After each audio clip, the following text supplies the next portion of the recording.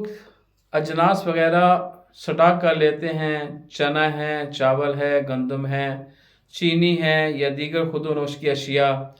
اور سٹاک کرنے کی غرض یہ ہوتی ہے کہ آنے والے وقت میں کچھ عرصے بعد اس کو سیل کیا جائے تاکہ پرافٹ صحیح طرح ہو۔ لہٰذا عوامی سطح پر سمجھا یہ جاتا ہے کہ شاید یہ ذخیرہ اندوزی کے حکم میں ہے اور ناجائز ہے۔ ایسی بات ہرگز نہیں، بلکہ کاروبار کے مقاصد میں تو مین مقصد ہی یہ ہے کہ آدمی کو پرافٹ حاصل ہو، چیز یعنی خرید کر وہ اچھے داموں یعنی اسے فروخت کر دے اور چند پیسے اس کو بھی بچ جائیں۔ لہٰذا یہ ذخیرہ اندوزی کے حکم میں نہیں ہے۔ چیزوں کو سٹاک کر کے سیل کرنا، اسے ذخیرہ اندوزی نہیں کہا جاتا۔ ذخیرہ اندوزی جو ناجائز ہے اور جسے ذخیرہ اندوزی کہا جاتا ہے وہ یہ ہے کہ آپ نے کوئی بھی کھانے پینے کی چیز ایسی سٹاک کی ہے اجناس میں سے کہ جس کی معاشرے میں قلت ہے، کہ آپ کو پتہ ہے کہ اس چیز کے لیے لوگ ترس رہے ہیں، لوگوں کے پاس ہے نہیں اور وہ میسر نہیں ہے،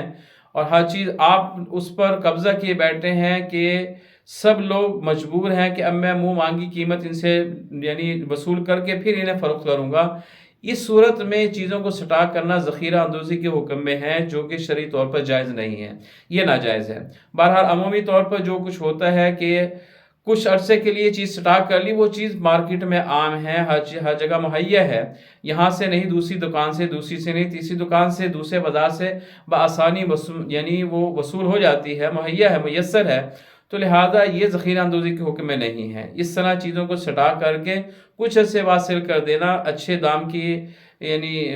لالچ میں اور اچھے دام کی امید پر، تو یہ کاروبار کے مین مقاصد میں ایک مقصد ہے، اس طرح کرنا تو جائز ہے۔ لیکن جو صورت ناجائز ہے وہ میں نے عرض کر دی کہ اگر وہ معاشرے میں، علاقے میں آپ دیکھ رہے ہیں کہ اس چیز کی قلت ہے، وہ شارٹ ہے اور لوگ اس کے لیے بے چین ہیں، بے قرار ہیں، اور اس صورت میں آپ نے وہ سٹاک کی ہوئی ہے کہ نہیں اور لوگ پریشان ہوں گے، مزید پھر مجبور ہو کر یہ یعنی مہنگی گراں یعنی کی قیمت پر خریدیں گے، تو اس صورت میں یہ چیزیں سٹاک کرنا یہ ذخیرہ اندوزی کے حکم میں ہوگا، یہ ناجائز ہے۔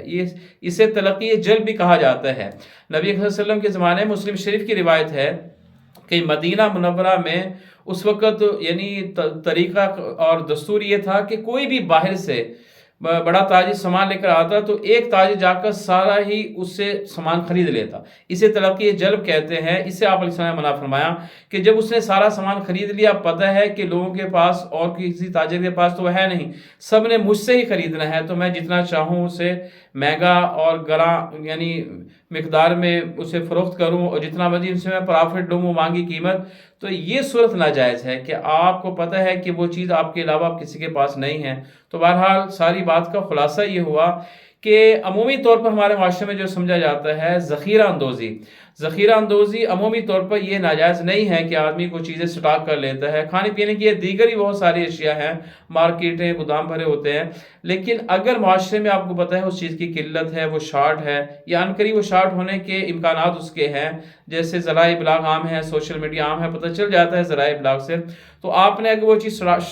سٹاک کر لی ہے اور اپنے پاس چھپا لی، اب اس وقت لوگ اسے ترس رہے ہیں، لوگوں کو وہ چیز مل نہیں رہی، لائنیں لگی ہوئی ہیں، لوگ در بدر سارا دن ہو جاتا ہے، وہ چیز میسر نہیں آتی، تو بہرحال ایسے حالات میں چیزوں کو سٹاک کرنا یہ ذخیرہ اندوزی کے حکم میں ہے۔ لیکن اگر وہ چیز عام ہے، اوپن ہے، مارکیٹ میں، بازاروں میں، محلوں میں، دکانوں پر، یہاں سے نہیں دوسری دکان سے کہیں نہ کہیں سے وہ مل جاتی ہے، تو اس صورت میں یہ ذخیرہ اندوزی کے حکم میں نہیں آئے گا۔ اس صورت میں اگر آپ کچھ دنوں کے لیے اسے سٹاک کر لیں اور پھر آنے والے وقت میں گراں قیمت پر فروخت کریں تو یہ جائز ہے۔